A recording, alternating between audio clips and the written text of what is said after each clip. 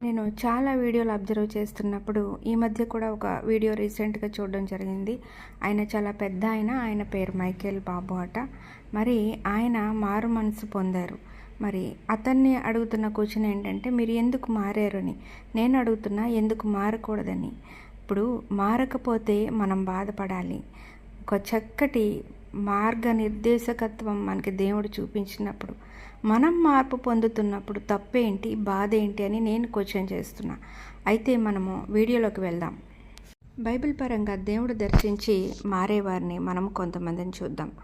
ఫస్ట్గా మోషే, తర్వాత యాకోబు, తర్వాత యెషయా, ఆ తర్వాత యెహెజ్కేలు, ఆ తర్వాత గిద్యోను, ఆ తర్వాత సౌలు, ఆ తర్వాత పేతురు, నెక్స్ట్ యోహాను గారు, మరి తర్వాత దానియేలు.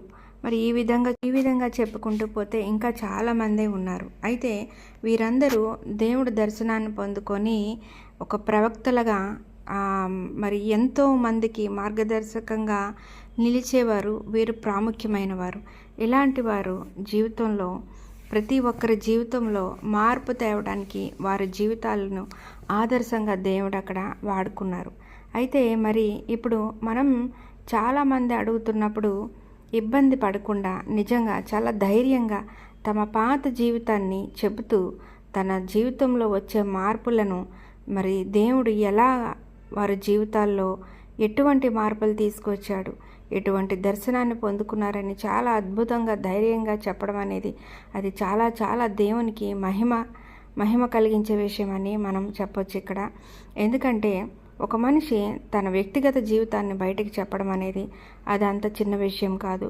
మరి అలాంటి గొప్ప గొప్ప సాక్ష్యాలు మనం వింటున్నప్పుడు ఎంతోమంది మార్పు చెందడానికి, తన మార్గాన్ని క్రీస్తు వైపు మళ్లించుకోవడానికి నిజంగా ఇది ఒక అద్భుతమైన సాక్ష్యాలు అవుతున్నాయి.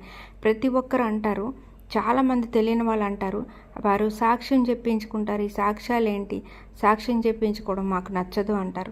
ఎందుకు సాక్ష్యం చెప్పించుకోవడం నచ్చదు? అసలు సాక్ష్యం అనేది దేనికి సంబంధించిందో తెలుసా? ఒక నమ్మకానికి, ఒక విశ్వాసానికి సంబంధించినదే సాక్ష్యం. ఈ రోజున ఒక నమ్మకం లేకపోతే మనిషి జీవితంలో, ఒక విశ్వాసం లేకపోతే మనిషి జీవితంలో ఏ రిలేషన్ కూడా ఉండదని నేను స్ట్రాంగ్గా చెప్తాను. మరి ఆ రిలేషన్స్ అంత గట్టిగా, అంత స్ట్రాంగ్గా ఉన్నాయంటే అదొక సాక్ష్యంగా మారినట్టే కదా. మరి అలాంటి సాక్ష్యాన్ని ఎందుకు మనం తేలిగ్గా తీసుకుంటాం? ఎంత మాత్రమో అది తేలిగ్గా తీసుకోవడానికి లేదు. దేవుడే మన కోసం దిగి వచ్చి ఒక సాక్ష్యంగా మారినప్పుడు మనమే మాత్రం మనుషులము. అందుకే మన జీవితాలని ఎల్లప్పుడూ ఆయన మార్గంలో నడిపించుకోవడానికి ఎంతో కొంత మనం మన ప్రయత్నం చేయాలి.